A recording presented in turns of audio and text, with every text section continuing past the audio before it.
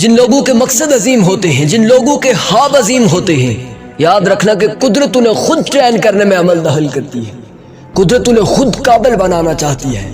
قدرت اکثر ان کے راستوں میں بڑے بڑے طوفان کھڑے کر دیتی ہے، پھر ایک ہمت دے کر وہ اکیلا شخص ان طوفانوں کو رونتا ہوا اپنی منزل کی جانب بڑھتا چلا جاتا ہے۔ وہ راستے میں گرنے کے بعد پھر اٹھتا ہے، اور شاید انسان یہ سوچے کہ یہ ہمت والا ہے، یاد رکھنا قدرت اسے پھر اٹھنے کی ہمت دیتی ہے، کیونکہ قدرت چاہتی ہے کہ یہ سمجھ جائے کہ طوفانوں کے سامنے ڈٹنا کیسے پڑتا ہے۔ انسان کی ہمت، انسان کا ولولہ، انسان کا جذبہ انسان کو اپنی منزل پر پہنچانے میں کتنا مددگار ثابت ہو سکتا ہے۔ قدرت اسی کی تجربہ کروانا چاہتی ہے کہ آنے والی نسلوں کے لیے کل وہ ایک عملی نمونہ بن سکے۔ یاد رکھنا کہ اگر راستے میں مشکلات آ جائیں تو جو انسان روند کر چلا جاتا ہے، پھر دنیا ان سے مشکلات کا حل پوچھنے کے لیے چلی جاتی ہے۔ یاد رکھنا کہ جو گھروں میں بیٹھے رہتے ہیں، جو اپنے کمفرٹ زون کو توڑتے نہیں ہیں، کبھی چھوڑتے نہیں ہیں، کبھی بھی زندگی کے میدانوں میں دوڑتے نہیں ہیں، جو گرنے کے بعد اٹھتے نہیں ہیں، یاد رکھنا کہ تاریخ میں کیا صفحہ ہستی سے ایسے لوگوں کے نام مٹ جاتے ہیں۔ اور ہماری یونیورسٹی کے ایک بڑے کمال کے پروفیسر ہیں، وہ لائر بھی ہے اور ان کے ابو جان بھی لائر ہیں۔ وہ کہتے ہیں کہ میں پاکستان ہی کی کسی یونیورسٹی میں لا کرنے کے لیے گیا، تو لا کرنے کے لیے جب میں اس یونیورسٹی میں پہنچا تو میرے پاس رہنے کے لیے کوئی جگہ نہیں تھی۔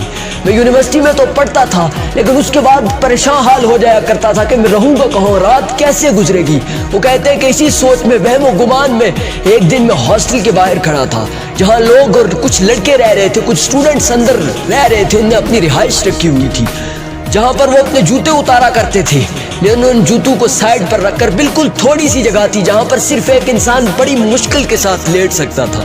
میں نے جگہ صاف کر کے وہاں اپنی رہائش بنا لی، اوپر ایک چھوٹی سی چادر ڈال دی بارشوں سے بچنے کے لیے۔ وہ کہتا ہے کہ 1 ماہ 2 ماہ کچھ دن نہیں بلکہ لگاتار 2 سال اس جگہ کو میں نے اپنی رہائش گاہ بنا کر رکھا، اور اس کے بعد جب میں تنگ آ گیا، میں تھکنوں سے چور چور ہو چکا تھا، میری زندگی، میرا ولولہ، میرا جذبہ جواب دے چکا تھا۔ اس وقت میں نے کال اٹھائی اور اپنے ابو جان کو کال لگائی کہ ابو جان یا تو مجھے یونیورسٹی چھڑوا دیں یا پھر میرے لیے رہائش کا کوئی بندوبست کرے، میں بس کھو چکا ہوں۔ 2 سال لگاتار کئی طوفانوں کا مقابلہ کیا، کئی مرتبہ سردیوں کا مقابلہ کیا، ٹھنڈی ہواؤں کا مقابلہ کیا، لیکن میرے علم، میری جستجو، میری طاقت، میرے ولولے، میرے خواب، میرے جذبے نے کبھی بھی مجھے ٹوٹنے نہیں دیا۔ لیکن آج میں ٹوٹ چکا ہوں، ابو جان میرے لیے کوئی بندوبست کیجیے۔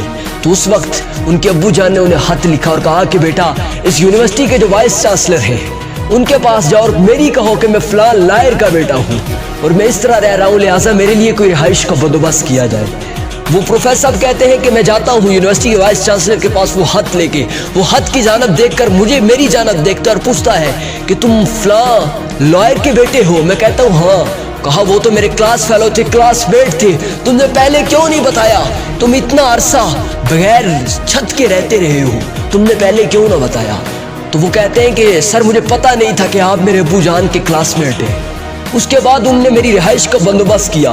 میں واپس آیا اور ابو جان کو خط لکھا اور کہا کہ ابو جان، آپ کو اگر پتا تھا کہ میری یونیورسٹی کے وائس چانسلر آپ کے کلاس میٹ ہیں تو آپ نے پہلے میرے لیے بندوبست کیوں نہیں کیا؟ میں 2 سال لگاتار ٹھنڈی ہواؤں کا سامنا کرتا رہا ہوں، میں بالکل تکلیف اور تھکن اور زخموں سے چور چور ہو چکا تھا، آپ نے پہلے کیوں نہیں میرے لیے بندوبست کیا؟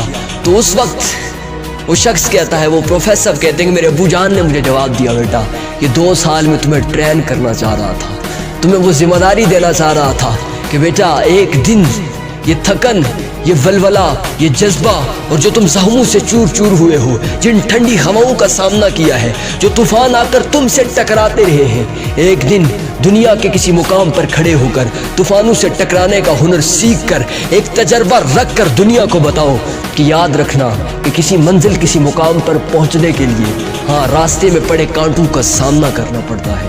ایک دن تم بھی کسی کو بتا سکو کہ ہاں میں بھی اس وقت نکلا تھا جب حالات سازگار نہیں تھے، ناساز حالات کے اندر ہی میں نے بڑا ہاتھ دیکھ کر اسے پائے تکمیل تک پہنچایا۔